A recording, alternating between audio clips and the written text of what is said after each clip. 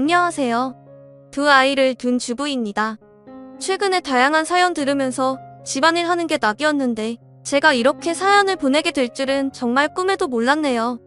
제 사연을 들으신 분들은 세상에 저런 일도 있나 하신 분들도 분명 계시겠지만 이게 제 운명이라 받아들이고 살아가고 있습니다. 저는 홀어머니 밑에서 자랐습니다. 남동생 하나, 여동생 하나가 있고요. 저는 어릴 적부터 아빠의 부재로 인해 남들보다 조금 부러운 시절을 보냈어요. 아빠는 공사장에서 일하시던 분이었는데 제 초등학교 입학식 날 돌아가셨어요. 아침 일찍 일을 가시면서 꼭 퇴근하고 통닭 사오겠다고 약속하셨는데 돌아온 아빠는 생각지 못한 사고로 인해 싸늘하게 식어 있었습니다. 손에는 다 식은 통닭이 들어있는 봉지를 든 채로 말이죠. 그 이후 저희 엄마는 정말 잡초처럼 사셔야 했습니다. 저희 3명의 자식들을 홀로 키워야 했으니까요. 김밥을 말아서 지하철 앞에서 팔기도 하고 남의 식당에 가서 설거지를 하기도 하고 한겨울에 동상 걸려가며 건물 청소까지 하시면서 어렵게 저희 3남매를 키워내셨습니다. 엄마는 몸 상하는 줄도 모르고 그렇게 평생을 일만 하셨죠. 덕분에 저와 동생들은 엄마의 희생 덕분에 성인이 될 때까지 잘 커 나갈 수 있었습니다. 하지만 엄마는 그동안 너무 고생을 하신 탓인지 본인 몸도 챙기지 못하시다가 몇 년 전에는 당뇨 판정을 받으셨어요. 자식이 셋이나 있는데 중증 당뇨가 되실 때까지 아무도 눈치채지 못했습니다. 자식들 앞에서 전혀 아픈 내색을 하지 않으셨기 때문이었죠. 그 사이에 엄마의 건강은 점점 더 악화됐고 급기야 다리를 절더니 발바닥에 변형까지 오기 시작했어요. 병원에서는 운동신경에 손상이 와서 그런 거라고 하는데 회복되기는 어렵다는 말을 듣고 얼마나 마음이 아팠는지 모릅니다. 그래서 그때부터 제가 장녀로서 엄마 옆에 딱 붙어서 보살펴 드리면서 한동안 살았어요. 하지만 제가 한 남자를 만나 결혼을 하면서 그마저도 얼마 가지 못했습니다. 엄마는 자식들 낳아서 잘 사는 게 부모한테 효도하는 거라면서 망설이는 저를 응원해 주었습니다. 그런 응원 덕분에 무사히한 가정을 꾸릴 수가 있었어요. 남편은 일반 회사를 다니는 직장인이었는데 연애할 때는 참 성실하고 착하고 듬직한 사람이었습니다. 저희 엄마에게도 장모님 하면서 따뜻하게 불러주는 사람이었고 제 동생들에게도 잘 챙겨주는 100점짜리 사위이자 남편이었죠. 이런 남편을 둔 게 제게는 큰 복이란 생각을 했고 저도 아내로서 역할을 다하려고 노력을 했습니다. 하지만 이런 행복은 어느 날부터 무참히 깨지고 말았습니다. 7년이 흐른 후 때는 제가 둘째까지 낳아서 키우고 있는 상태였는데 남편이 점점 변하기 시작했어요. 집에 들어오면 아이들하고 놀아주지도 않고 그냥 침대에 들어가 피곤하다며 잠을 자기 일쑤였고 집안일도 잘 도와준 사람이 집안일은 아물라라 하기 시작했죠. 그뿐만 아니라 한 번, 2번 외박하는 게 점차 늘어나기 시작했고 말투도 점점 거칠게 변하기 시작했습니다. 당신 요즘 왜 그래? 무슨 일 있어? 왜 자꾸 요즘 안 하던 짓을 해? 그런 거 없어. 집구석만 들어오면 답답해서 그래. 그러니까 집에 있을 때는 나 건들지 마. 건들면 이 지그지그한 집구석 안 들어올 테니까. 뭐? 어떻게 당신 그렇게 말을 할 수가 있어? 남편은 그렇게 말하고는 저와의 대화조차도 하지 않으려고 하더군요. 왜 이러는지 알 수가 없어 답답했지만 얼마 후 남편이 왜 그러는지 알 수가 있었습니다. 그건 바로 남편이 주식을 하고 있다는 걸 알 수 있었어요. 주식을 해 돈을 따면 기분이 좋아 보였고 이른 날에는 안방에서 나와보지도 않더군요. 그 후로는 완전히 주식에 미쳐서 집은 나몰라라 하기 시작했습니다. 낮엔 회사에서 국내 주식 차트를 보고 밤엔 집에서 해외 주식 차트를 볼 뿐 그 사람에게 저나 아이들은 없는 존재였습니다. 결혼 초만 하더라도 참 성실하고 착하던 사람이었는데 돈이라는 게 사람을 무섭게 바꿔놓더라고요. 애들한테 신경도 안 쓰고 자연스럽게 부부관계도 멀어졌습니다. 여기서 끝났다면 제가 이렇게 사연까지 보내진 않았을 겁니다. 남편은 운이 좋게도 어느 날부터 주식 투자로 성공을 맛보더니 점점 기고만장해져서 저는 물론 저희 친정을 무시하기 시작하더군요. 한 번은 엄마 생신 선물이라고 들고 왔던 게 아직도 기억에 선명합니다. 검은 비닐봉지에 담긴 시장표 속 옷 한 벌 그나마도 늦게 나타나 생신 축하 한마디 없이 무언가를 바닥에 툭 던지더군요. 생신 축하드려요. 거 쓰시는 것보다 훨씬 비싼 걸 테니까 아껴 쓰세요. 그리고는 엄마 집에서 홀랑 나가 집으로 가버렸죠. 엄마는 제 눈치를 살피며 오버스럽게 좋아하시더군요. 아유 역시 우리 사위가 최고야. 질이 아주 좋네. 이거 봐, 엄마가 레이스 좋아하는 건 또 어떻게 알고 이렇게 레이스 달린 걸 사왔대? 진짜 비싼 건가 보다. 아껴 써야겠어. 웃는 얼굴로 눈치 보는 친정엄마를 보니 눈물이 쏟아질 것만 같아 더 이상 그 자리에 있을 수 없었어요. 그날 저는 만삭의 몸으로 엉엉 울면서 집까지 걸어갔습니다. 너무 자존심이 상하고 엄마한테 미안했거든요. 나 같은 건 버스를 탈 자격도 없다며 그렇게 3시간을 걸어 퉁퉁 부은 발로 집에 도착했을 때 남편은 거실에서 코를 골며 자고 있더군요. 당장 깨워서 한마디 하고 싶었지만 참았습니다. 그래, 실수겠지. 갑자기 큰돈 만지니까 자기도 모르게 바람이 들어서 그렇겠지. 곧 괜찮아지겠지. 그렇게 생각하며 그 사람이 다시 성실한 제 남편으로 돌아오길 기다렸어요. 그런데 돌아오지 않더군요. 아니, 오히려 저희 친정을 무시하는 행태는 더 심해져만 갔습니다. 동생이 저희 집에 놀러온 어느 날 사건은 결국 터지고 말았어요. 매형, 저 이번에 소개팅 나가는데 용돈 좀 주시면 안 돼요? 옷이 하나도 없어서. 첫 소개팅을 앞둔 제 남동생이 용기 내서 넋을 부리더군요. 저런 짓도 할 줄 알았나 싶어 피식 웃었는데 그 순간 남편은 제 동생의 뺨을 때렸습니다. 야, 이 그지 같은 새끼야. 옷이 없으면 어디 헌옷 수거함이라도 뒤져서 하나 주워 입어. 돈도 없으면서 무슨 소개팅이야. 너 같은 그지 자식이랑 만나는 여자는 또 무슨 죄냐? 내가 무슨 집 통장인 줄 아나? 어디서 그걸질이야.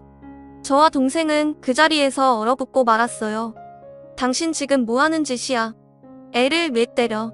아니, 니네 집 구석은 그지 소굴이냐? 뭐만 하면 돈 타령이야. 하여튼 이래서 없는 집은 안 된다니까. 그러면서 휙 나가버리더군요. 우라가 치밀었어요. 아무리 내가 우스워도 그렇지 아무리 돈 좀 번다고 저렇게까지 사람이 변할 수 있나 싶어. 혹시 무슨 정신병이라도 걸린 건 아닌가 싶을 정도였습니다. 그게 끝이냐고요? 그럴 리가요? 제 여동생 상견례 날에도 그 주둥이는 다치질 않더군요. 매제될 사람이 굉장히 선한 사람이었습니다. 상견례 전에 동생이 소개시켜준다고 해서 한두 번 만났는데 사람도 반듯하고 직업도 초등학교 교사라 탄탄했죠. 집안 자체가 교육자 집안이라 아주 반듯하게 키우신 듯 보였습니다. 그리고 아니나 다를까 상견례 날도 그쪽 부모님은 아주 품이 넘치는 모습으로 단어 선택 하나하나가 고급스러우시더군요. 하하호 웃으며 덕담이 오고 가고 있는데 내내 똥 씹은 얼굴을 하고 있던 남편이 끼어들었어요.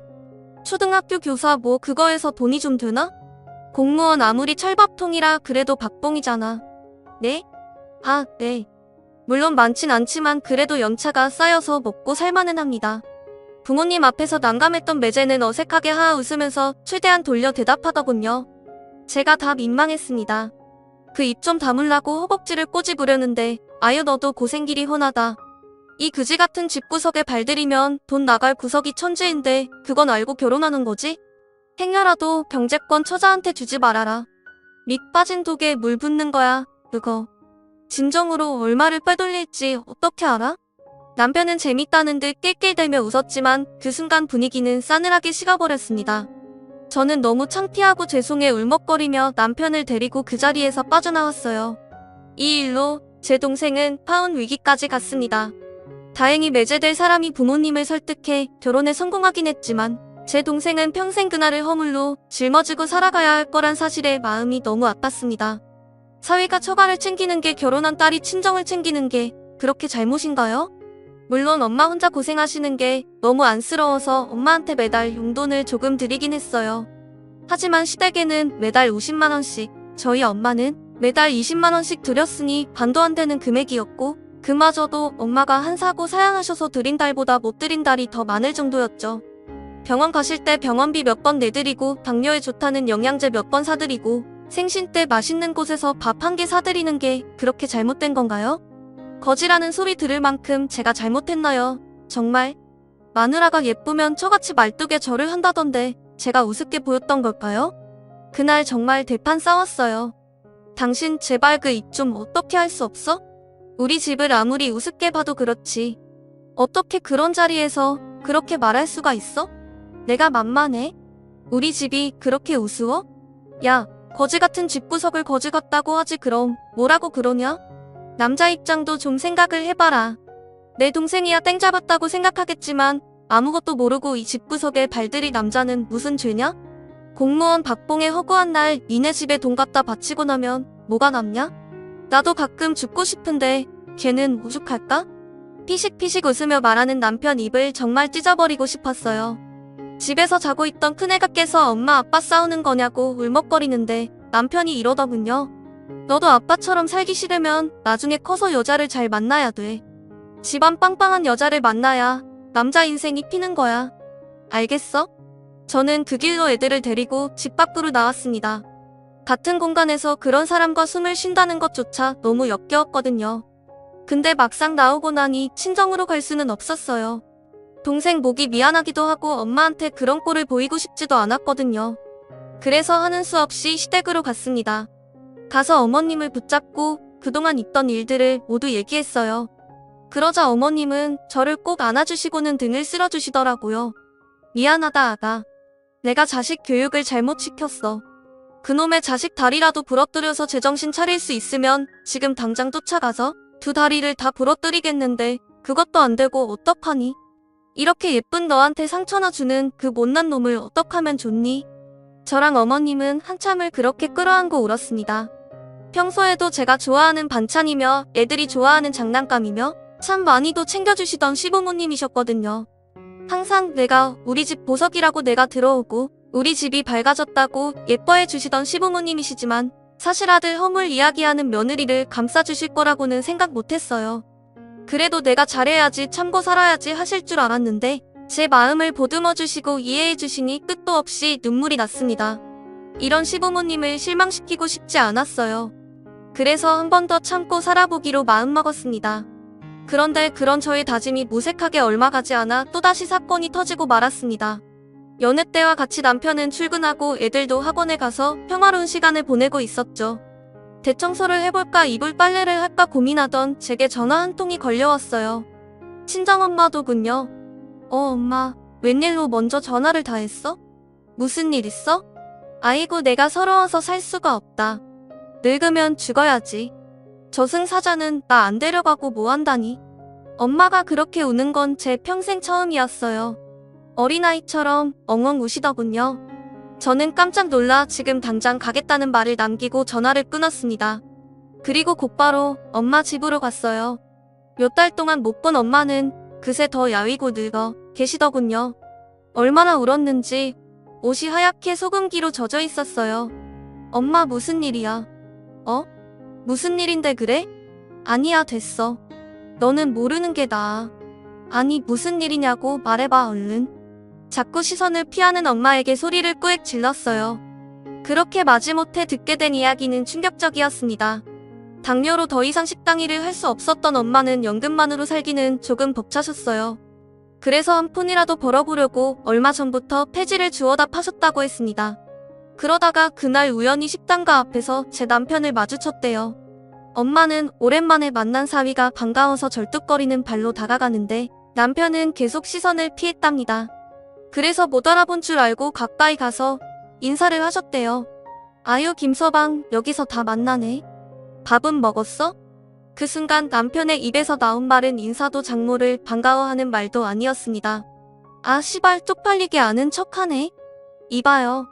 그냥 지나가요. 뭐? 그래 알겠네. 엄마는 그 말을 듣고 그 자리에서 바로 돌아서셨다고 해요. 주변에 있던 회사 동료들이 남편한테 아는 사람이냐고 물으니 남편은 아유 아니야 내가 저런 거지 할매랑 무슨 인연이 있다고 사람 잘못 봤나 보지.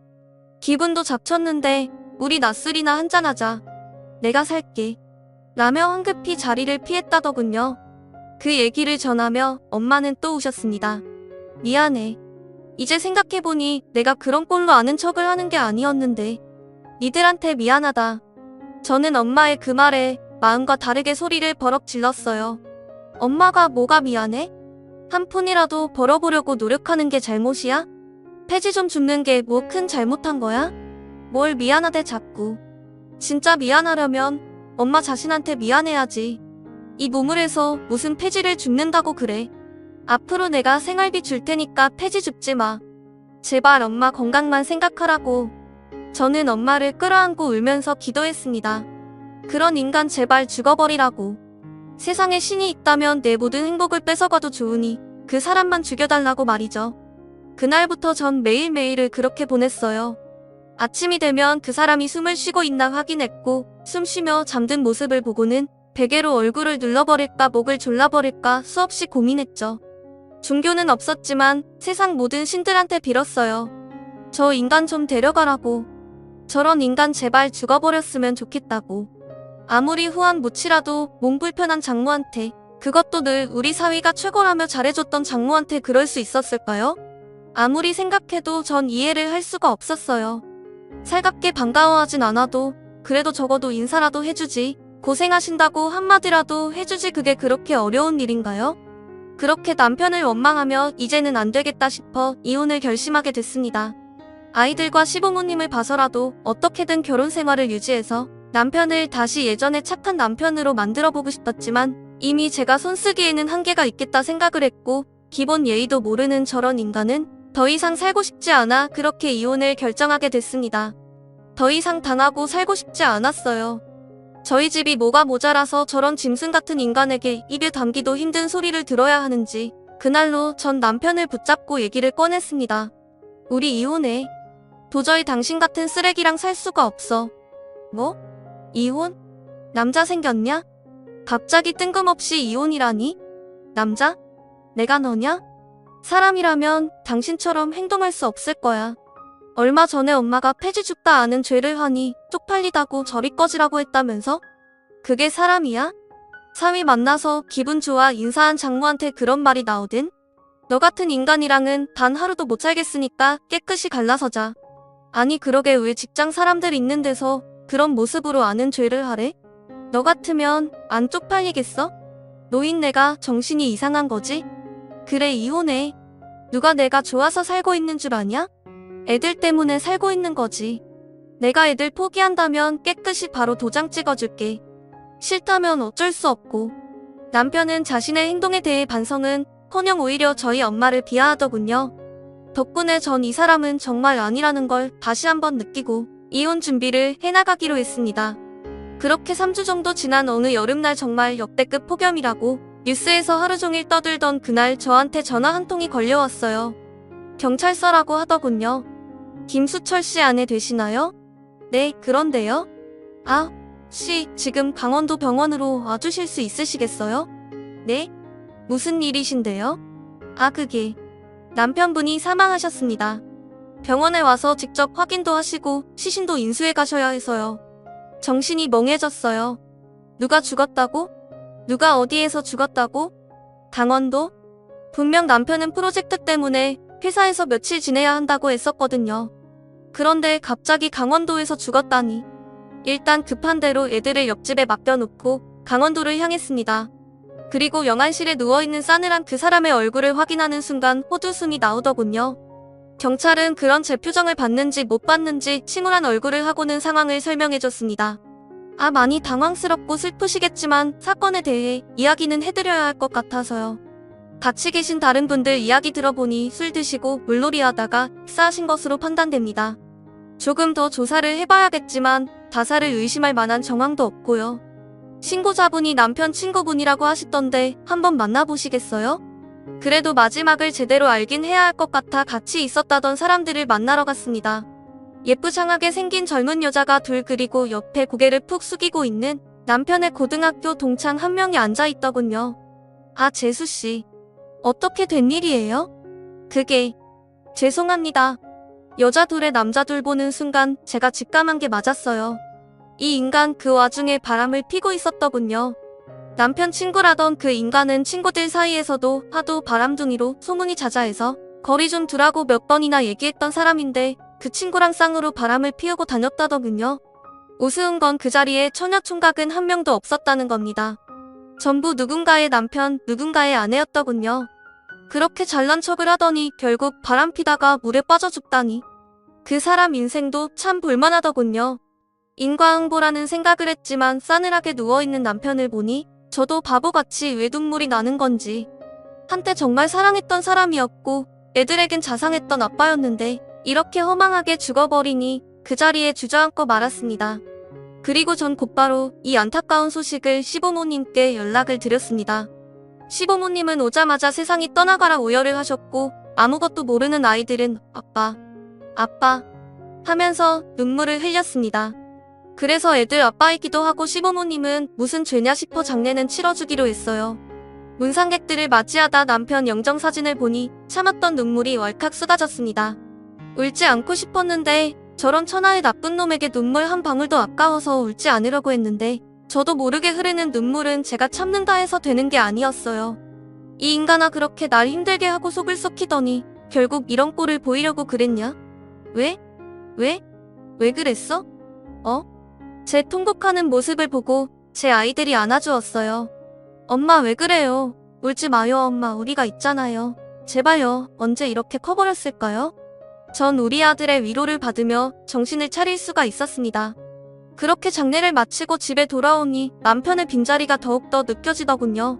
너무나 미웠던 남편이지만 남편이 생전에 남긴 물건들을 보면서 정말 세상을 떠났다는 게 실감이 났습니다. 하지만 언제까지 이러고 있을 수는 없었어요. 제게는 저만 바라보는 아이들이 있었으니까요. 그렇게 전 남편 물건들을 하나씩 정리하기 시작했고 남편 앞으로 남겨진 재산들도 확인하기 시작했습니다. 평소에 남편은 제게 생활비만 조금 갖다 주었지 본인이 얼마를 모았고 어디에 투자를 했고 보험이 얼마나 있는지 말을 하지 않는 사람이었어요. 그렇기 때문에 남편에게 얼마간의 재산이 있는 줄은 알았지만 정확히 어디에 얼마만큼이 있는지 알지는 못했습니다. 재산을 정리하는데 제가 생각했던 것보다 재산이 더 많더군요. 게다가 사망보험금도 빵빵하게 들어있어서 보험금, 연금, 주식에 들어있는 돈, 적금들을 다 더해보니 보험금 받고 재산이 무려 5억이 넘었습니다. 저한텐 매달 100만원 생활비 주면서 좀 아껴 쓰라고 친정에 빼돌리지 좀 말라고 그렇게 큰 소리를 치더니 정작 자기는 5억이 넘는 돈을 틀어지고 앉아있었더라고요. 그래도 자식들을 위해서 종신보험을 가입했다는 사실은 아빠로서 가장의 역할을 한때는 하려고 했었던 사람인데 너무 안타깝고 마음이 미어졌습니다. 그 이후 전 남편이 남긴 재산 덕분에 애들한테 엄마 노릇도 제대로 할 수 있었어요. 둘째가 가고 싶다던 바이올린 학원도 보내주고 첫째가 갖고 싶다던 피아노도 사주고요. 또 집도 넓은 집으로 이사를 해서 몸이 불편하신 엄마를 집으로 모셨습니다. 반지하에 사시는 엄마가 마음이 항상 걸렸었거든요. 그리고 시부모님은 우리 아이들 할머니 할아버지이기도 하니 저는 가지 못하지만 아이들은 명절 때마다 꼬박꼬박 보내고 있습니다. 매번 아이들을 바래다 줄 때마다 들어와서 밥이라도 먹고 가라고 하시지만 전 그때마다 한사코 거절을 하고 있어요. 왜냐하면 시부모님 얼굴을 보며 밥을 먹으면 눈물이 왈칵 나올 것 같고 마음이 약해질 것만 같거든요. 그래서 저는 가끔 연락을 드리며 안부만 전해드리고 있습니다.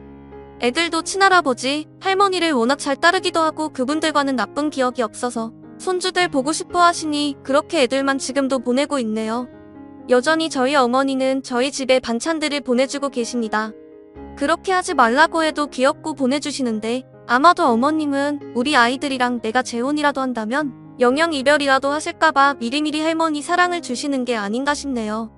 그리고 남들은 저희 사정을 모르니 저를 안쓰럽게만 봅니다. 남편이 그렇게 돼서 힘들겠다, 힘내라며 응원의 말을 전해주곤 하는데요. 사실 전 지금은 굉장히 행복하게 잘 살고 있어요. 누가 보면 나쁜 년이라고 욕을 하실 분도 계시겠지만 누구 눈치 볼 필요도 없고 우리 집 무시하는 사람도 없고 아이들 챙기면서 엄마 건강 챙기면서 사는 이 삶이 전 너무 좋습니다. 친구들은 빨리 재혼하라고 사람으로 얻은 상처는 사람으로 치유받아야 한다고들 하는데 아직은 그럴 생각이 없습니다. 아마도 저는 평생 혼자 살지 않을까 싶어요. 혼자 살아보면 이제 정말 지긋지긋하거든요. 좋은 사람을 만나 알아가고 사랑하는 게 지치기도 하고요. 또 전 남편처럼 변하지 말라는 법 없잖아요. 그 사람도 처음엔 정말 성실하고 다정한 사람이었던 것처럼 지금 나한테 잘해주는 사람이라 할지라도 언제든 변할 수 있다고 생각하니 소름이 끼쳐서 결혼 같은 건 2번 다시 하고 싶지 않아요. 애들도 아빠를 별로 찾지 않습니다. 얼마나 애들한테 소홀했으면 한순간에 사라진 아빠를 찾지도 않네요. 아이들도 지금이 좋다고 합니다. 맨날 화내는 아빠가 없어서 마음이 너무 편하다고요.